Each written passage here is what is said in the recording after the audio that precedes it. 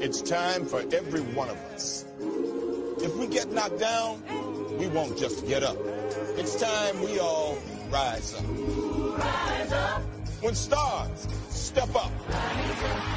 When a dome stands up. When a city lights up. We all rise up together. Touchdown! When we come on the field, we rise up. Rise up. From kickoff to the last play, we rise up. This is our time, Atlanta. We've been knocking on the door. Now it's time to blow it up. Tell me, what do Falcons do? Rise up. What do Falcons do? Falcons rise up. That's what I'm talking about. What's going on, everybody? Welcome to the first episode of All In with Nate this year. Of course, you know the Falcons won 24-10 yesterday. I would have did a show yesterday. My voice was gone. It's back now, so I can actually talk about the Falcons.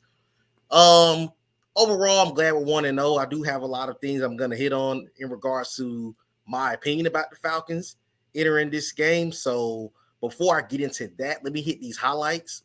I want to show the NFL film highlights and kind of talk about the game as we go along. So let's go ahead and jump into that real quick and pull up on the screen. And here we go. After an 8-yard pickup, it is 3rd down and 8. All right, this is the first drive of the game. Number one, Caleb McGurry got work yesterday. If you're a Carolina fan, you better be back putting to pay Brian Burns. That's all I got to say about that. This Bryce Young's first drive. They actually were moving the ball well in this drive. This drive's going to be done.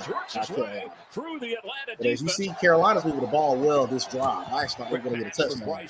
They moving the ball. They had a couple of questionable third down conversions right in. And then the defensive line stepped up right here. Had a big third down tackle for a stop. And then they went for it on 4th and 1. I couldn't believe they did this. And Chuba got stuck at the line. That was a big stop for the Falcons defense, who I was very impressed with yesterday. Okay, it's our second drive of the game. Tyler Algier, by the way, he had an incredible day at the office yesterday. I was very impressed with him. I don't know why we didn't keep feeding him early on in the game, but Algier really was cutting up early on this ball. All right, this is a early drive of ours. Then here you go again. As you see, Brian Burns and Louisville had a great first half.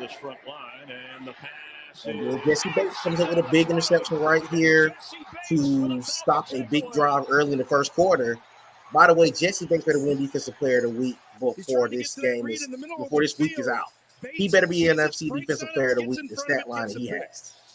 Young was trying to get the ball. The former Falcon. Let's see what's coming up next. It should be the Bijan. Now, this is Bijan's first touchdown. This was a absolutely big play for the rookie. I can't wait to see what else this guy brings to the table. This was a ridiculous touchdown by Bijan Robinson to give us a 7-0 lead. The dome went crazy. The Benz went crazy. I call it the dome. Excuse me. So you used to call it the dome. You see Bijan Robinson right here catching the little bubble screen, but the move on Frankie Louvu. That was a nasty move to get us a 7-0 lead. But that's what the man. 3rd and 1. They failed on all right, this is a big 3rd and 1 coming up. I think Carolina. This is the drive Carolina may have tied the game. Well, they actually had a good drive going this whole game. This was a Frank Reich's drive. I got to give him his credit. They were dialing some stuff up this whole drive. We actually got work this drive. I'm not gonna lie to you. We were getting no pressure early on. Chuba actually had a pretty good day at the office yesterday. But like I said, this is that first drive where they really made something happen. This was a great play call too, by the way. I don't know how in the world the defense didn't see Hayden Hurst open across that middle. And then this is the game time drive right here to Hayden Hurst, the former Falcon tight end. We tied up at 7. That was a great drive. It wasn't really much the defense could do that. That was a very well drawn out play call. That entire drive was really well for them. But I am going to talk about the defense to an extent when we get ready to recap the game all the way around. So that was a good drive by the Panthers. I had nothing against that drive. 2nd and 23. 2nd and 23. Another nice completion here C.J. Henderson is in. And this was probably the dumbest play call I think I've ever seen in my life. I could not believe they ran a wheel route out the backfield right there. I actually let Arthur Smith have it for that. I'm going to get on him too later on. Believe me, I'm not going to let that man off the hook today. But this is just how the first half was ending. They didn't get no points this drive. They went to the half. Meanwhile, Falcons have a chance for more. Once again, as you see, Caleb McCurry got absolutely destroyed by Brian Burns. Him and Derek Brown had a field day on that right side for a moment. It's so much fun to watch. And then Carolina came out the half. They actually had a good drive from out the half. And Miles Sanders, you know, this guy right here, Miles Sanders, former Philadelphia Eagle, had a decent day at the office. When they could run the ball, they were moving the ball well. But once the Falcons started getting pressure, it turned into a different ball. Get a first down and go out of bounds inside the 35 of Atlanta. See if he's going to be a target here on third down. Again, this drive actually ended up with a Carolina field goal, which was a big stop for the Falcon defense, who actually had a good day all day. And this was actually the last points of the game for the Carolina Panthers at 10-7. Bijan to the top of your screen. Now you see another third down drive. This was a nice. I like this play call to Tyler Algier. This probably could have been a play call on my first and second down, but Sam Arthur Smith did not call the best game yesterday. This offense was real stagnant until late. Young throws. And once again, there goes another Jesse Bates interception. Jesse Bates, who just brought in this offseason, had an outstanding day at the office. He by himself turned a 10-point swing for the Falcons. And the fans are the fans that really could have been they were playing very conservative on this drive. Hubbard with a hole, and Chuba Hubbard's got a first out. And this was another. This is not the fumble. I think this is the next fumble. This turned the entire ball game right here. This Miles Sanders fumble. Through the middle and gets inside the 40. Looked like the ball was juggled. And it was a great breakup by D'Alford right there to get the tackle, and then Jesse Bates held the ball up. And that's one of the issues he had in Philadelphia. He loved to fumble the ball. Tyler Algier. And once again, there goes Tyler Algier having another good run. Panther fans rooting for him. There goes Ritter getting the ball to Kyle Pitts, who finally got involved in the game late in the third. Ritter on the move and great to Algier. Throw right here by Desmond Ritter. First down. I love this play call, and Bijan has the speed to just absolutely do something with this play. So I love that play call right there. And then this, of course, is the Tyler Algier go-ahead touchdown.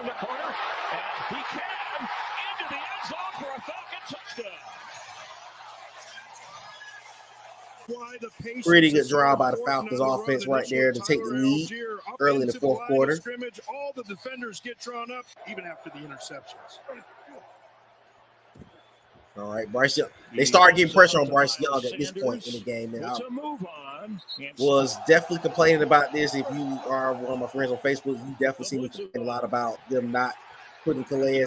This is Troy Anderson's first sack in his career as well. So had a great day towards that second half. Safety's awfully low for a down a distance like this. Ritter unloads. Look at this. This is Bijan being Bijan because he really could have turned this to a first down. That's 17 yards on that drive. Ritter's throw. He hangs and Matt Collins, that was a bad throw by Ritter, but I mean he kept the drive alive. And finally, this was the first big throw downfield, and this Kyle Pitts being Kyle Pitts. And the catch is made by Kyle Pitts. C.J. Henderson finally and make a pay. And this is the danger of a guy like Kyle Pitts. This is what I want to see more of this season. Kyle Pitts is too big time of a player not to be getting that ball downfield like that. You pretty much throw it up so he's going to catch it. I've got Kyle Pitts. I hope we get a chance to see a little bit more of this as the season goes on. Panthers defense sets up last-minute adjustment there. And here goes Tyler Algier giving us a double-digit lead. This is essentially the ball game right here. Body blows. All that surge. You get a full back. That was a tremendous drive blocking by the Atlanta Falcons offensive line. The blitz is on. Can Young you guys will hear me talk about these guys. And that was a big sack right there by Lorenzo Carter. He had a solo sack in the game. 3rd and 6. Algier will bring up And pretty much now the Falcons are kind of running the clock out. So this is probably towards the end of the game right here. One lot that really happened at the end. Into each other. Colts and Texans pass complete at the 30. Bit of a prevent as Miles Sanders. Of course, Miles Sanders just did that drive right there. But again, like I said, this game was pretty much over at this point. They were just basically trying to drive to see could they get down the field, and the Falcons defense held strong. So just showing a couple of these last highlights from this game. That was a nasty hit by Richie Grant. Out of timeouts. And they basically ran the clock right here, and that's all. I'm going to just wrap it up right there. The Falcons finished with a 24-10 victory to go to 1-0. And let me – where do I start? See where I start. Overall, I'm happy we won the ball game. Falcons had not won a opener since 2017 against the Chicago Bears. That was the year after the Super Bowl loss to the New England Patriots. So, very encouraging first win of the season. I would absolutely say that.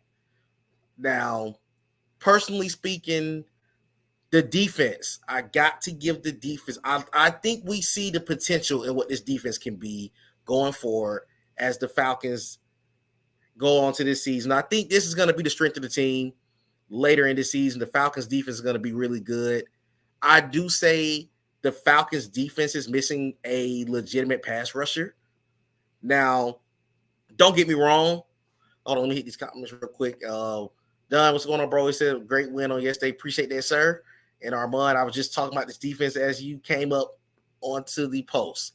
But as I was just saying, the Falcons defense, I love the potential with this defense. The issue I have with this group, and it may be just a little minute issue, there are two things. Number one, I don't feel that the Falcons have a legitimate rushing they don't have a legitimate number one guy to rush the passer. Calais Campbell and Grady Jarrett got pressure all day long against that Carolina group. However, when I'm looking at teams coming up, we got the Green Bay Packers, we got the Detroit Lions, we have a good offensive line. We got Jacksonville's going to have a pretty good offensive line. The Falcons need to get somebody to rush that passer because I'm going to be brutally honest with you. Grady and Calais are defensive tackles in my eyes. I am not a fan of two guys rushing the passer on the outside.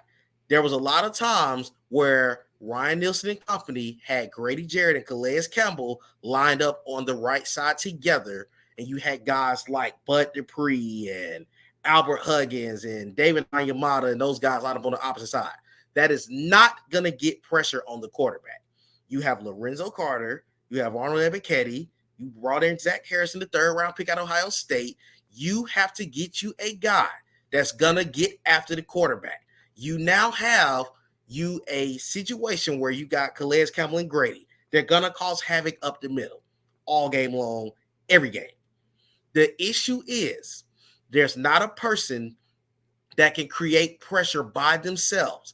Now, I did love what we did in the second half. We start sending stunts. You start seeing Troy Anderson in the backfield. Lorenzo Carter got a sack, but Dupree got pressure. Ebiketie got pressure. When you start sending stunts and you put Calais Campbell and Grady Jarrett in that middle, you're going to cause havoc. Do not have those guys line up on the outside.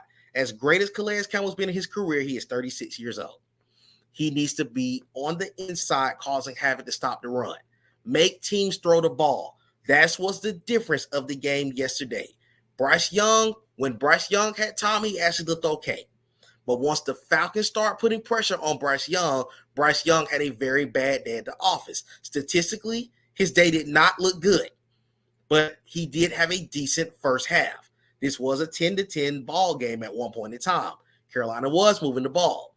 So they had some encouraging moments in that ball game, but then it comes down to the Falcons are the better football team when it comes down to it. The better rosters started to show themselves for what they are. And that is the difference. But when you go up against a Green Bay Packer team that's going to come in with a solid David Bakhtiari at left tackle, you're going to deal with Penei Sewell coming in 2 weeks in Detroit. You're going to deal with the Jacksonville offensive line to Trevor Lawrence. You got to get pressure on the quarterback. consistently get pressure on the quarterback. And honestly, because this is week 1, if the Falcons find themselves like at 3-4 and 4-1, and you find yourself where the defense is having a good start to the season, you now have to start looking into this position right here. Yes, the Falcons are not the 49ers, the Cowboys, or the Eagles of the NFC. But you have something working in your division. If you find yourself with a 4-1 or potentially 5-0 start to the season, you need to go get you a pass rusher. You need to look and see who's out there on the market that can bring some pressure to your team. That's where my thing is for the defensive unit. But let me hit these comments real quick. Speak Your Piece, Sports Talk. So yeah, you guys tuned into my guy. This is my coworker. He also is building a platform, so make sure you follow him. Trade for Brian Burns. Heard they was trying to shop him. I think Carolina better have that checkbook ready for Brian Burns after yesterday. He showed them that, hey, you need me, which they do. They need him. Cujo79, what's going on? My guy said shout out to Bud Dupree. Bud Dupree definitely got a couple of good plays in there yesterday. And Tavis, what's going on? And good to see you checking in, bro. He said, also the defense looked good, but could definitely put more pressure. Yes, that's got to be done because I'm going to be honest with you guys. I know the Bears are the Bears, but Jordan Love looked outstanding. They looked outstanding. They looked great. I know it's the Bears. I know the Bears got a lot to get together, but they look good. And coming into Atlanta next week, you guys are going to have confidence that it's still a pretty talented roster minus Aaron Rodgers. So you're going to have a couple of things ready to go next week. You got to put pressure on this guy. And he's truly in his second legit start as this is our number 1 guy. So let's see. He also said if they start 4-1, maybe they don't need him. That's true too. But I'm just looking at the simple fact, if you find yourself in a postseason position later down the road, you may want to look into that. Now, before I touch this offense, I want to pull up what Arthur Smith discussed yesterday in his press conference before I go into this comment. I know if you follow me on Facebook, you see me hit this comment on there earlier. So let me get this comment up. Give me a second. Let me go full screen and I'll hit this conversation that Arthur Smith had. Let me go. Let me bring myself back on there before YouTube kick me out of here. Here we go. If I were to tell you that Desmond would have more receptions than Drake and you'd win, would you have believed me? A, and B, Yeah, would Zach, you think? here, I'm gonna not to be rude. I'm gonna cut you off. Let the fantasy guys worry about that. That's a You know, point. we got to clean some things up. Yeah. We can all be better at our spacing, and the targets is the most misunderstood thing in the National Football League. There's progressions, there's spacing. If somebody's underneath is not right, that's the stuff where I'm a little irritated as a coach that we had to fix at halftime, and that's on me. It's on everybody, and we don't care. Drake London doesn't care. All we care about is 1-0, and we got a lot of work, but it's got to improve because that's not going to sustain every week. Every week's its own entity. But we don't care about the stats. We care about winning. And 2, what did you think of Dez's overall performance today? Again, it's it takes 11 on offense. It does. Whether it's protection, it's spacing, operation. There's so many things that go into it. But at the end of the day, I promise you, this team's not going to play in their fears. That's why you launch the ball, and it was good for Kyle to go get that, and he threw a hell of a football. Same thing. I trusted him right there. Everybody thinks you're going to run. Great. Coverage took him over to Drake. You're talking about a play, Zach, that was designed for the X. Quarterback knows I got the look. They trying to take Drake out. He went to Matt Collins. That's how you win football games. Okay. So that's what Arthur Smith said yesterday. Hold on, let me come out of here. I'm sorry. I had and Speak Your Piece also says the same thing about this as well. And I'm going to really hit my opinion on this one right here. A lot of fans on my social media said, I mean, he's kind of right. We are 1-0. We are this. We are that. That's nice. That's cute. That's all. Great. We won. Woohoo. Arthur Smith called a bad football game yesterday. I don't know if you don't trust your quarterback. I don't know if you thought, okay, let me try some gimmicky stuff and let's see what can we get this to Bijan to get that to Bijan to get that to Bijan. But let me be honest with you guys. We all talked about this all preseason. The Falcons offense hit the field for 2 drives the entire preseason. They did it last year with Marcus Mariota. And Marcus Mariota got to throw 50 million interceptions, fumble the ball 50 million times. He let him be more loose last season. If you're going to let Marcus loose last year, let Desmond loose. First of all, Desmond only had 4 games last year. You've seen other contenders. Kansas City played their starters. Yes, Pittsburgh got smoked by the 49ers yesterday. Pittsburgh played their starters in week 3 against us in preseason. Yeah, part of it has to do with it being 3 preseason games. Yeah, part of it has to do with this week 1. But let me be honest with you guys. I have an issue with that comment because number 1, Kyle Pitts was drafted at number 4 in 2021. Matt Ryan put up 1,000 yards with Kyle Pitts. He hasn't touched 1,000 since. He hasn't got the receptions since. That's where my problem is. Drake London was picked number 8 last year. I know we can run the ball well. I love Bijan. I love Tyler Algier. We got to put balance on the football field. You don't draft a tight end with an NFL record at number 4 to only give him 10 yards. To only give him 3 to 4 carries. Reception, excuse me. You don't throw the ball past 10 yards late in the 4th quarter as your first attempt downfield. Drake London had 1 target. Yes, he dropped that target, but he had 1 target. I have an issue with that. Do I have this solid wide receiver, this solid tight end, and you're going to run the ball 50 million times? And if I'm the only Falcons fan out here that saw different, that would be one thing. Majority of the fan base saw this yesterday. First of all, Arthur Smith, you got booed at halftime at home. If you was at the game, you know I'm not lying. He got booed at halftime. They had 7 points at halftime. That's where my problem is. So for a lot of the people that's screaming, Desmond Ridder this, Desmond Ridder that, we don't know what we got with Desmond Ridder right now because the coach won't let him loose. If you don't trust the quarterback, you shouldn't have stuck with him from day 1. You don't go get Taylor Heineke if you don't trust in this guy day 1. You get what I'm saying? That's my issue with Arthur Smith. Yes, it is week 1, but you're going to waste 2 very talented guys by simply going with a 2003 offense. Can you put it any other way? You don't have Derrick Henry in that backfield. You have a solid rushing attack. Yes, Desmond Ridder had an okay day at the office. But again, this is your quarterback. This is the guy that you're sticking with. So a lot of times Arthur Smith have those very arrogant, rude, and ignorant responses in his press conferences. Everyone want to go 1-0. I'm glad we 1-0. I would have had a bigger issue if we would have lost to a Panther team who's probably going to be picking top 10 again. Excuse me, they're not going to be picking top 10 again because Chicago has their pick.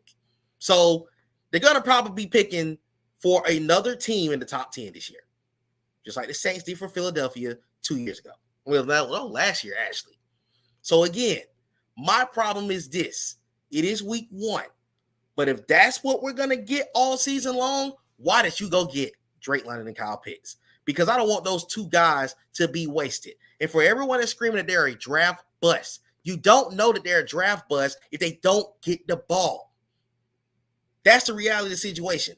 You cannot call a guy a draft bust if they don't get the ball. Simple. But that's really where I want to hit on that comment. Let me go catch these comments up. Armand said, got to play your starters. He's done it 2 years in a row. That's where my problem is with him. Matt, what's going on, bro? He said the Niners still the go. Hey, you guys had a great game last week. On yesterday against Pittsburgh, who has a really good defense. Your guys are going to be tough in the NFC. I'm going to be looking forward to see what you guys bring to the table. Armand said you need a quarterback. We kind of hit on that topic just a few minutes ago. Ken said, I have a problem with how that was played out yesterday. I really do. Jay, what's going on, bro? He said Arthur Smith has to open up the playbook. Jesse Bates was a great pickup. Yes, I'm going to touch on Jesse Bates soon, but you're right. He has to open up the playbook. To me, he has moments where he wants to be arrogant at the wrong time, and you can't be arrogant. And he made it more about. See, I'm gonna make this comment too with that. He made it more about the fantasy football thing than the targets. Let's be real. Previous Falcons offensive coordinators, I hated Dirk Cutter with a passion. Dirk Cutter would have fed the heck out of Drake London. And he would have fed the heck out of Kyle Pitts. These are two talented guys that the Falcons can build around, and they're not getting the ball. You didn't bring these guys here to just a block. That's not what they're here for. Because if you want to have a blocking tight end, Miko Pruitt can be your starting tight end. Plain and simple. Moving on to the other comments. He said, facts they preach. Armand said, why invest top 10 draft picks in the wide receiver tight end if you're not going to use them? That's where my problem is with this offense. Because if you don't trust your quarterback, don't get him. Don't pick it. Don't work with this quarterback if you're not going to trust him. You got to see what you have. Because the reality of the situation is this. Although I'm giving Ritter 5 to 6 games to see what we really got with him, he don't have that strong of a leash. Because when you look at the talent on the Falcons roster, a halfway decent quarterback would eat with the talent on this team right now. Imagine you could give, let's even look at division. Bryce Young would have loved to have Pitts in the Drake London.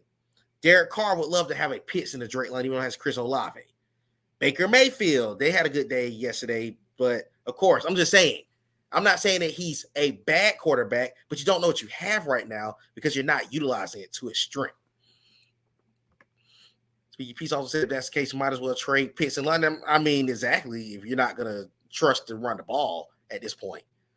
Ken said it's just a different style of football. He trusts him, but it's taking the game manager approach, manage the game, mistake-free ball, great run game, couple home run balls, and that's their formula. I agree with this as well.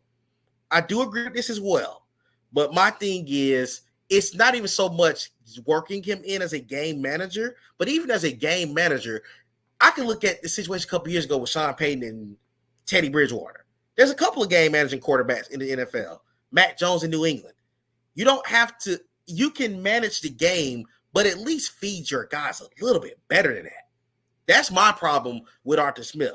He doesn't like being called out for not feeding his stars. That's been an issue since the first season, and it continues to show itself. And Tavia said, I believe he just wanted to let him shake off the jitters of the first game. I'm going to take that evaluation after the Green Bay game. I agree. I can respect that 100%.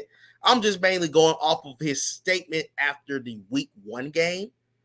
That's the reality of that. Ken said trade one of them for more defense. If this is gonna be the style of play that we have, then why not? And then Tavia said if you watched Desmond Ritter in college, it took him time to settle in. Yes, it did. It definitely took him time to settle in at Cincinnati. I did watch him at Cincinnati. But let me hit the statistics real quick, and we can go a little bit further into the conversation of the Falcons. Let me go pull up the stat line from yesterday so we can get a little more clarity on this game yesterday. All right, going to the stat line. Starting off, as you see, Bryce Young had 20 for 38, 146, a touchdown and 2 picks, and 2 sacks. Also, I got to also say this about the Carolina Panthers situation. The Panthers don't have talent on that offense. Yes, DJ Shark was hurt, but let's be real. Look at their talent on that team. That roster has a lot of work to do. A lot of work to do. I hate it for them. They have a lot of work to do. Desmond Ritter, 15 of 18, 115, a touchdown, no picks.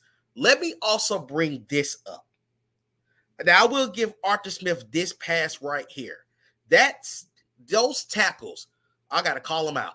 Jake Matthews and Caleb, I just got paid to give up 3 sacks. McGrary had a bad day at the office. That also could have played a factor because Brian Burns is incredible. I'm not going to take anything from him. But you don't get paid to get bull rush the way he do. And if you're a Falcons fan, been following this team since Caleb got drafted in 2019, that has been the number one issue with Caleb McGrary. He cannot protect against the elite or solid pass rushers in the National Football League. And it showed yesterday with the situation with Brian Burns. Now looking at the running back situation, Miles Sanders led the team for the Carolina with 18 for 72. Chuba had 9 for 60. Good day at the office, actually, for the rushing attack for the Carolina Panthers. A lot of things got adjusted in the second half for the Falcons' defense against that, but they were moving the ball well. Now, in regards to Tyler Algier, had a good day at the office, 15 of 75 for 2 touchdowns. Bijan, 10 of 56, no touchdowns, had a 21-yard run. I'll wait before I do my Bijan hype. And speaking of, he said that our center sucks. Yes, he does. I don't know why we didn't get a center this offseason. I don't know why. I despise Drew Dalman. I really, really do. He always gets the ball tipped at the line, and so much more happens to him. That first play of the drive in the start of the game was a lot on him. Let's go down to the receiving totals. Kyle Pitts led the team with 2 catches for 44 yards, that big play in the fourth quarter. Mack had 3 for 31. Bijan had 6 for 27. Tyler Algier had a screen, had 3 for 19. Drake London had 1 target. 1 target. So anybody that watched that game yesterday and said, oh my God, the Panthers secondary shut down the Falcons pass attack. No. Guess who their best player in the secondary was yesterday? Arthur Smith. That's who their best player was in the secondary yesterday. He shut themselves down. So, again, next week I need to see more targets. Both of your top guys had a combined 4 targets and 2 receptions. Pitts had a drop also yesterday too. Now, as far as the Panthers, as I said again, they don't have a lot of talent at the receiving position. Hayden Hurst led them with 5 for 41. Miles Sanders had 4 for 26. Their leading receiver was Terrace Marshall Jr. with 2 for 23. They don't have receivers. So this is what you get. And Adam Thielen had 2 for 12. This is not the Adam Thielen of the Minnesota Vikings. So, again, there's that. Now moving along, scrolling down, the Falcons had 2 forced fumbles. Bryce Young fell on his fumble. Miles Sanders did lose the ball. That was that Jesse Bates play. Desmond Ridder had lost the fumble, but he got it back. So those were the fumbles of the game. Now moving on to the defensive stats. Of course, Brian Burns. Carolina fans all around the nation.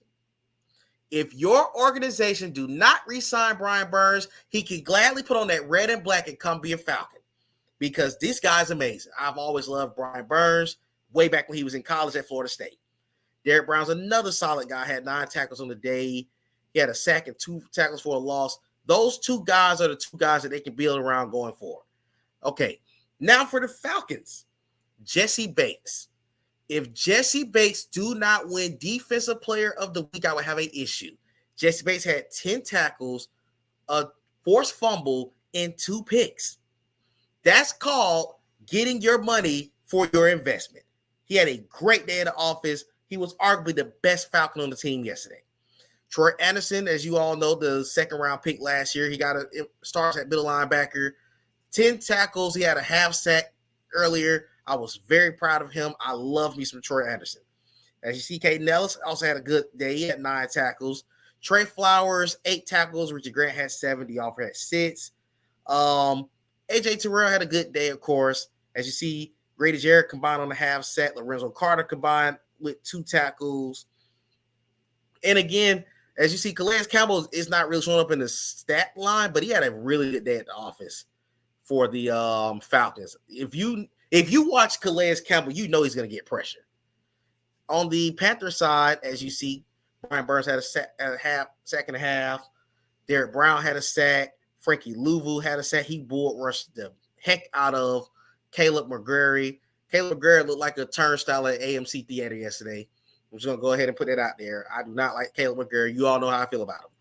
But once again, just scrolling down some of the stats, as you see, these were some of the other tackles that were made in the ball game. As you see, Jesse Bates had 2 picks in the game. Incredible day for Jesse Bates. No kick returns on either end. Neither team had a big kick return. Pinheiro and Youngho both had field goals, and both punters punted. So not too much else that went on with that. But back on the screen I go. My guys of yesterday, clearly Jesse Bates. Jesse Bates we haven't had a safety of that caliber in God knows when. I don't know who to name. William Moore was not a Jesse Bates. Deku was definitely not a Jesse Bates. We got Lorian Malloy at the back end of his prime. I'm trying to think. Keanu Neal was good. He's definitely not a Keanu. He's definitely not a Jesse Bates. Jesse Bates is a all-pro guy. I cannot wait to see what else he does with this team. And I hope it helps improve the play of Jalen Hawkins. And I hope it improves the play of what's his name? Richie Grant. I hope those guys continue to perform well with him out there in that backfield for that team. I really enjoyed seeing Jesse Bates on the field. Tyler Algier had a solid day at the office. As you saw, he had 75 yards rushing, had a couple of receptions. This is the two-back tandem that we really have that we can really cook with. Again, no Cordero Patterson didn't play yesterday. I'm going to be intrigued to see what this offense does with Cordero Patterson at this point because I don't know where he fits on this team, to be honest with you guys. I don't know where he fits. And let me see some of the comments said.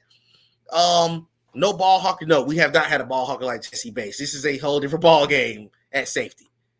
And Xavier said he's RB1 if you ask me. I don't have an issue with him being RB1 at the present moment until you're working Bijan in. And let me go ahead and say Bijan has the potential to be a very elite running back in this league. I know some people will say he reminds me of a young LaDainian Tomlinson. He reminds me of a young Todd Gurley. That's a guy that I would compare him to, just a little shiftier than Todd Gurley was to me. But I love me some Bijan Robinson. Bijan's vision is absolutely outstanding. He can see there was a 17-yard run. I know you guys probably remember it was a 3rd and long in the fourth quarter. He made 17 yards out of that. And I was just like, how did he see that lane? Just incredible. I love me some Bijan Robinson. I think he's going to be a very incredible guy going forward. Antavia said Marshall Faulk. I like that comparison too. Marshall Faulk's another good comparison. But yeah, I love the running backs. And overall, although I said I had, some things I would like to see with the defense, the defense the defense wasn't bad last year. They were just not talented. This defense here is really good. I think the defense is going to be the strength of the team. And if the offense can just get halfway better, you got something that you can work with for the Falcons. But I would like to see going forward, I really want to see the Falcons utilize those DN. Let those guys loose. I know that I hate the new setup in the league now because if you look at the depth chart, Lorenzo Carter, Zach Harrison, Bud Dupree, Caden Ellis, those guys listed as kind of like outside linebackers per se. To me, you need to let Calais and Grady come together, run a 4-3, rotate your DNs, let these guys cut loose. Because you got your guys right here. These are the guys that Calais and Grady and David Ayamadas can destroy the middle of your run blocking. They can do that all game long. Go committee. And Antavius also said that blitz. Yes, that's where I'm getting to. Caden Ellis had a really good year for the New Orleans Saints last year, but they also run a 4-3 scheme. The Falcons need to run a 4-3 scheme. If you're going to keep getting these guys out of the New Orleans Saints organization, run a 4-3. I don't like that 3-4. I hate the 3-4 for the talent that we have on the team. This is more of a 4-3 based defensive unit. Let these guys loose. And the linebackers got to get a little bit more involved. I know Troy Anderson got a little bit more involved, but you got to let those guys like Tate Davis get on the field to play linebacker. Let your guys like Lorenzo Carter, Bud Dupree, Epiketti, let those guys loose at DN to rush on the outside. You don't know what you're going to have as a rusher if you don't rush the quarterback. You got to let that happen in the coming weeks. So that's my thing for the Falcon defense. Although, again, I think the secondary played really well, and we're not even full strength right now. We didn't see Clark Phillips much yesterday. Jeff Okuda's out. Mike Hughes didn't play. So, again, we didn't see a full strength group. And, again, yes, Carolina may not be the most talented roster in the league, but, hey, Falcons got to win. That's what you want to do. You win the ball games you're supposed to win. Now, next week's going to be a very good challenge. You got the Green Bay Packers coming in here. You know, those Packer fans and those Chiefs fans are going to pack the Benz out. So you got to deal with a little bit of all of that. So once again, I just look forward to seeing what the Falcons have going forward. I think but Falcon fans in general, let me be the first to say I am definitely not bannering on the win. I am glad we got the win. I'm looking forward to what we bring to the table the next 3 weeks. I think we're going to learn a lot about ourselves in the next 3 weeks. But again, I was very impressed with the Falcons. I like this comment. They could have game planned that formation because we're playing Carolina also. Seeing that their line isn't great. That is another good point. But, you know, those are just things. It's week one. Those tweaks are worked out. But once again, starting 1-0 is always a great thing for the Falcons. But next week, we got the Green Bay Packers at home. Of course, I'll be there. Not sure who else is going to be out there at the game. Hey, if you want to meet up with me, I'm in section 303. You can always stop by the section. I'll be out there before the game. So, again, good win for the Falcons. 124-10, improved to 1-0. We got Green Bay coming in here this upcoming week. And tomorrow I'll be back. Well, Wednesday I'll be back to talk about the entire NFL after tonight's Monday night game against the Bills and the Jets. I look forward to see what Aaron Rodgers and company bring to the Jets organization and see what these Bills can build off of after that disappointing divisional loss last year. But until next time, this has been the first edition of the Falcons post game of All In with Nate. One last comment, Jay Lee Jr. checking in. What's up, man? He said Falcons in Super Bowl. I'll take it. But until next time, this has been All In with Nate. You guys enjoy the rest of your Monday. Also, before I get off of here, this is the 22nd anniversary of September the 11th. Still praying for those victims families of the victims that suffered losses that day. You are not forgotten about. That was definitely a game-changing day for this entire country. But once again, let me pay my respects to those guys. If you all know someone that went through that situation or just in general, show your respects to the victims of the 9/11 situation. But once again, this was All In with Nate. You guys have a great day and rise up.